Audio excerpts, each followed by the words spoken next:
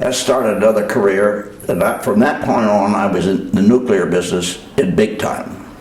I went to a lot of schools, and I got one of the hottest jobs of all, handling the center of the nuclear weapons, the core.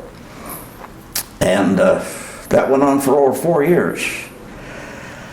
We did a lot of flying because in those days, you could not arm a nuclear weapon in the continental United States. So we would have to take a flight out to sea or over Canada or someplace else and practice assembling a nuclear weapon, because then we were no longer in the continental United States. And that was very sporty for a while. But I also got in on a great many nuclear test shots in Las Vegas, and I met some very wonderful people, some of the big shots, and got in on some of the power developments.